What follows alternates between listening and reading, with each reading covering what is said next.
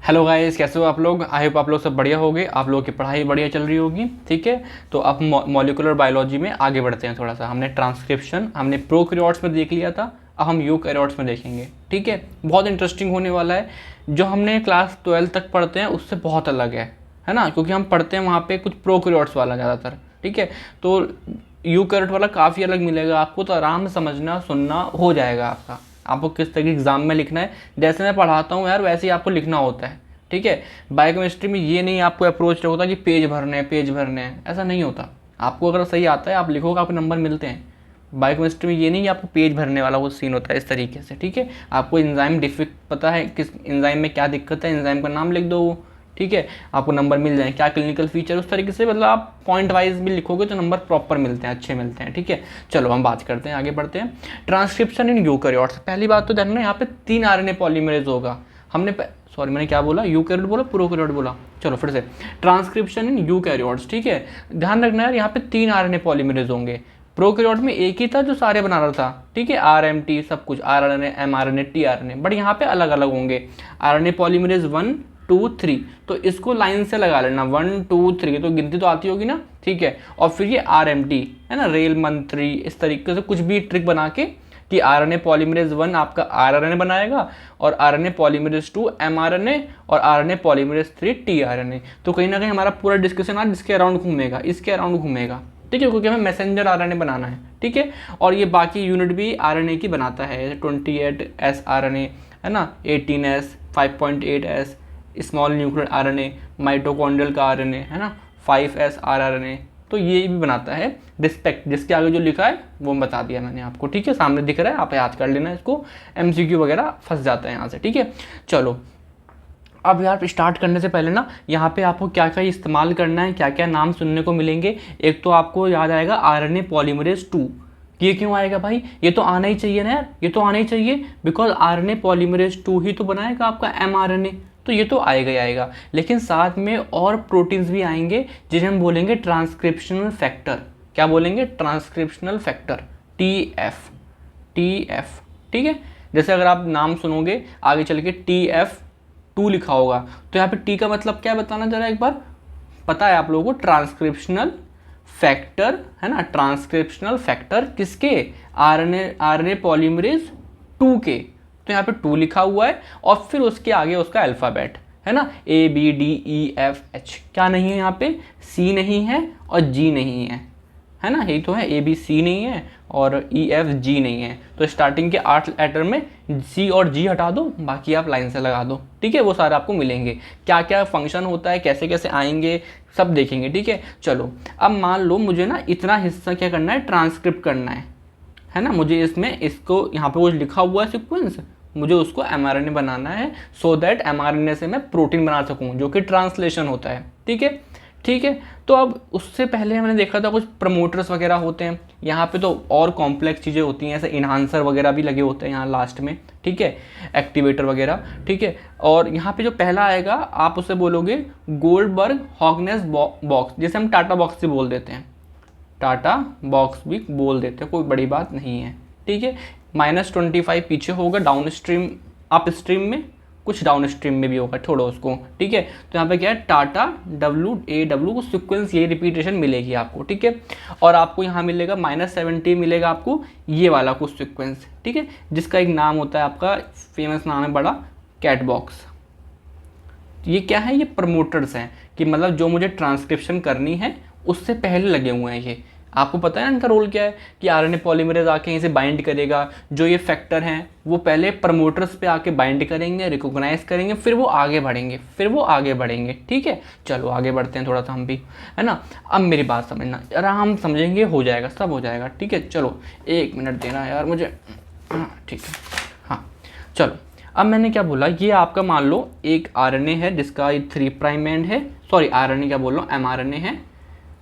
अरे यार, ये आपका डीएनए का स्ट्रैंड है। ठीक है, टेम्पल स्ट्रैंड है जिसे मुझे कोड करना है। ठीक है, ये 3' एंड, ये 5' एंड।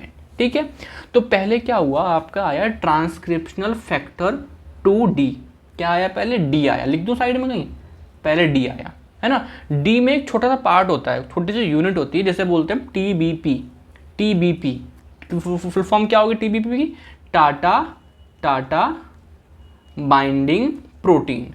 टाटा बाइंडिंग प्रोटीन वो किसका पार्ट है? वो इस फैक्टर का पार्ट है, ट्रांसक्रिप्शनल फैक्टर 2D का पार्ट है। वो आके उसने टाटा बॉक्स को रिकॉग्नाइज कर लिया। तो क्या करा इसने क्या करा, रिकॉग्नाइज किया टाटा बॉक्स पे और जाके अटैच हो गया। ठीक है, किसका काम था ये? TBP। और TBP किसका पार्ट है? TF2D। ठीक है ना, TF2D। ठीक है, अब TF2D के बाकी पार्ट का क्या काम होगा? इसका क्या काम होगा? इसका काम इतना सा होगा। ये क्या करेगा? एक सेकेंड, है ना, कुछ गड़बड़ हो गया, इसको पहले उल्टा।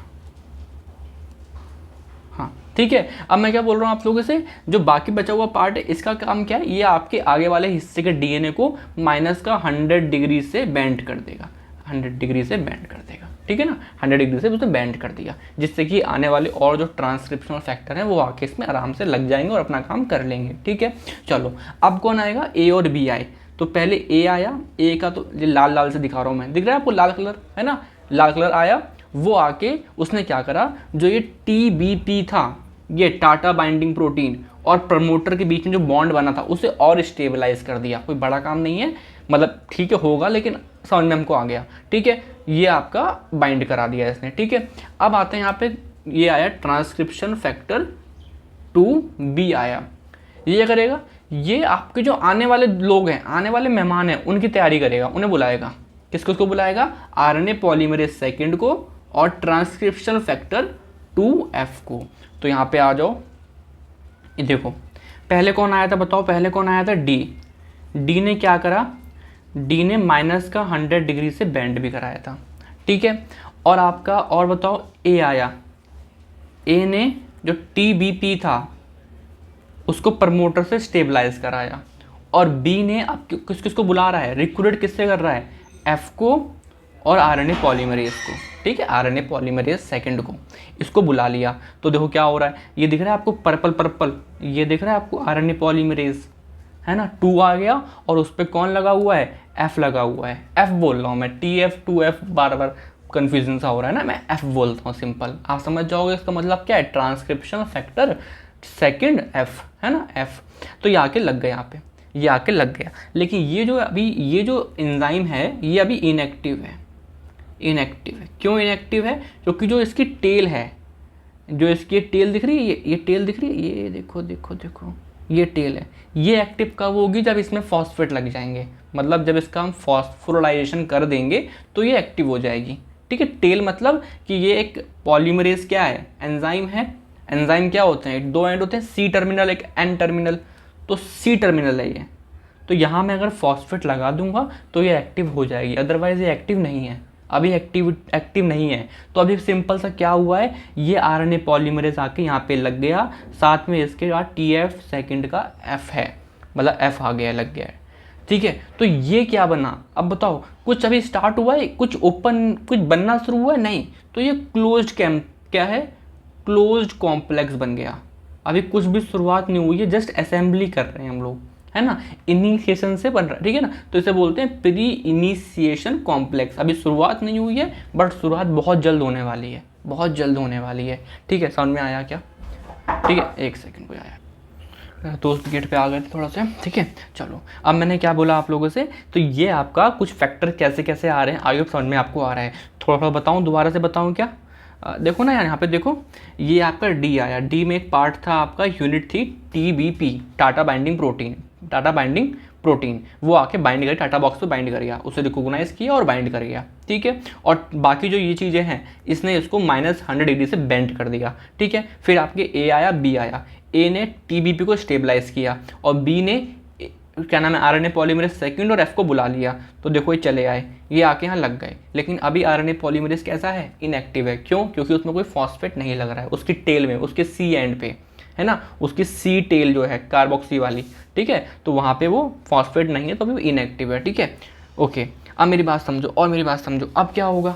तो मैंने यहाँ से स्टार्ट कर रहा हूँ। ठीक है, ये मैंने यहाँ तक पढ़ा दिया, अब मैं इसको यहाँ पे कॉपी कर दिया मैंने। ठीक है, चलो अब क्या होगा, अब आपका E आएगा। ट्रांसक्रिप्शनल फैक्टर 2E आएगा, ठीक है, जो क्या करेगा, H को रिक्रूट करेगा, H को बुलाएगा और उसको एक्टिव करेगा। कैसे करेगा भी देखेंगे, ठीक है, क्या करेगा, ठीक है। तो मतलब क्या हुआ, E आया, E दिख रहा है आपको येलो वाला, ये E आया और इसने H को बुला लिया, ये वाला जो ब्राउन कलर का हल्का दिख रहा है, ठीक है, H को बुला लिया। H बहुत बड़ा इंसान है, H बहुत बड़ा इंसान है, बड़ी यूनिट है, ठीक है। उसके पास 9 सब यूनिट है, जिसमें से 2 सब यूनिट हैं। उसके पास कौन सी एक्टिविटी है, ATP का इस्तेमाल करके हेलिकेज, मतलब ये DNA की स्ट्रैंड को खोलने वाली एक्टिविटी है, इसे एक्टिव कौन करेगा, ये E एक्टिव करेगा। इतना याद नहीं होता, याद करना भी नहीं होता इतना, ठीक है, बट ठीक है। तो यहाँ पे मैंने क्या बोला, जो H है उसके पास 9 सब यूनिट है, 9 सब यूनिट से मिलके बना है। उसमें 2 सब यूनिट कैसी हैं आपकी, जिनके पास हेलिकेज एक्टिविटी है, ATPase एक्टिविटी है, हेलिकेज मतलब कि DNA को अनवाइंड करना जानते हैं। तो क्या करा, देखो देखो देखो देखो देखो, ये DNA देखो दिख रहा है आपको, अनवाइंड हो गया, थोड़ा सा ओपन हो गया, है ना, ठीक है। अब क्या हुआ, और दूसरा क्या होता है, बाकी जो 7 यूनिट हैं, बाकी जो, मैं तेज तो नहीं पढ़ा रहा हूँ, हाँ ठीक है, बाकी जो 7 यूनिट्स हैं उसके पास एक्टिविटी काइनेज एक्टिविटी, यानी कि वो फॉस्फेट लगाना जानते हैं, तो बाकी की जो ये H है, ये इस टेल के ऊपर क्या कर देगा, अपने फॉस्फेट लगा देगा। मतलब मान लो ये टेल है तो इसके आसपास इसमें फॉस्फेट लगा दिए, तो ये अब RNA पॉलीमरेज एक्टिव भी हो गया, ठीक है। और क्या हो जाएगा, ऐसा करके हल्का सा एक शॉर्ट स्ट्रेच RNA बनना स्टार्ट हो गया, एक RNA बनना स्टार्ट। अगर ये 3 प्राइम से 5 प्राइम था तो ये हो गया 5 प्राइम से 3 प्राइम बनना स्टार्ट हो गया, इस तरफ हल्का सा, ठीक है। तो ये क्या हुआ, ओपन इनिशिएशन कॉम्प्लेक्स। अब इलोंगेशन होने ही वाला है, ठीक है ना। तो मैंने क्या बोला, ये ओपन इनिशिएशन कॉम्प्लेक्स है।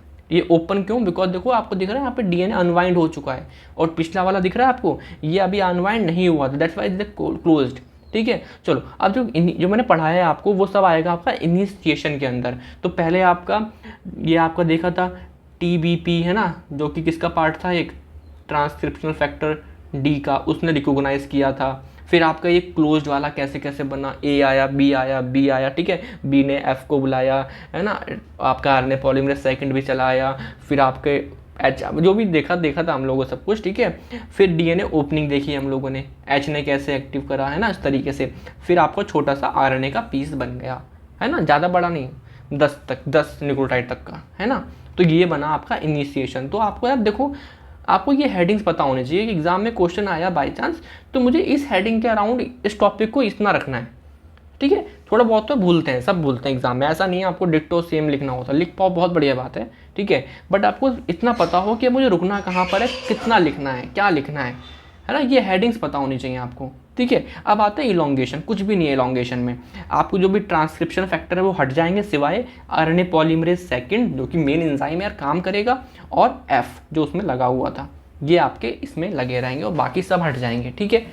तो आप बोलोगे तो अब कौन से फैक्टर आएंगे, मैं बोलूँगा इंपॉर्टेंट फैक्टर याद कर लो, ट्रांसक्रिप्शन इलोंगेशन फैक्टर B, जिसके पास कैसी एक्टिविटी, काइनेज एक्टिविटी है। जो आपका H कर रहा था, H दिख रहा है आपको, जो आपके H ने यहाँ पे फॉस्फेट लगाए थे जिससे कि ये एंजाइम एक्टिव बना रहे, तो वही काम आपका ये कर रहा है, ठीक है। बाकी यार कुछ भी नहीं होगा, जैसा आप पढ़ते आ रहे हो कि कॉम्प्लीमेंट्री सिस्टम से वो चलता रहेगा। मान लिया ये आपका DNA था, ठीक है, यहाँ पे मान लो लिखा है, एक सेकंड, यहाँ लिखा है ATGCAT, कुछ भी लिखा हुआ है ना। तो अब क्या होगा बताओ, mRNA में क्या बनेगा, A का उल्टा क्या बनता है, T, क्या बनेगा U, T का उल्टा ACGUA, ये आपका बनता रहेगा, मतलब कॉम्प्लीमेंट्री से आपका न्यूक्लियोटाइड आते रहेंगे, जुड़ते रहेंगे, ठीक है। समझ में आ रहा है क्या। तो आपका इलोंगेशन इतना सिंपल है। अब आते हैं टर्मिनेशन, तो कुछ सीक्वेंस लास्ट में आएंगे, है ना, कुछ सीक्वेंस आए, मान लो mRNA में बना कौन सीक्वेंस, AA UAA और CA, है ना, ये सीक्वेंस आपको मिले, तो जैसे सीक्वेंस आएंगे एक सिग्नल आएंगे कि यार देखो अब एंड करने का टाइम आ गया है, ठीक है। तो क्या होगा, जब ये सिग्नल आए तो इन्होंने क्या रिक्रूट कर लिया, 2 प्रोटीन्स को रिक्रूट कर लिया, बुला लिया, ठीक है, जिसका नाम क्या है, CS, है ना, एक सेकेंड यहाँ पे सही लिखा, CSF और CPSF, यहाँ सही लिखा है CPSF, ठीक है, मतलब फुल फॉर्म सुन लो, कुछ भी नहीं है ऐसे। क्लीवेज स्टिमुलेटिंग फैक्टर, क्लीवेज माने तोड़ना इस तरीके से ना, तो ये देखो इसकी फुल फॉर्म हो गई क्लीवेज स्टिमुलेटिंग फैक्टर, और इसकी क्या हो गई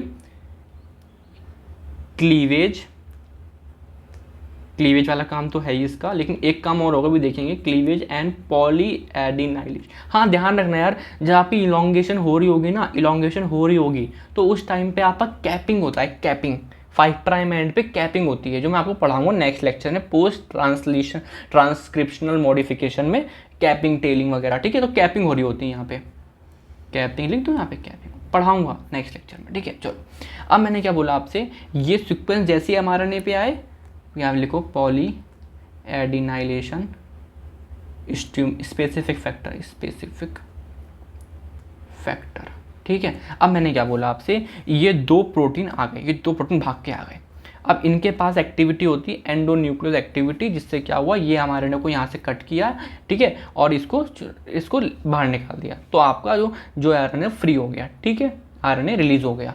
सिंपल सिंपल यही तो करना है। आपका CSF ये आपका बाहर निकल गया, CSF चला गया, ये आपका चला गया, है ना, ये आपका चला गया। अब बचा क्या है आपका, ये है ना, ये क्या बचा है, CPSF।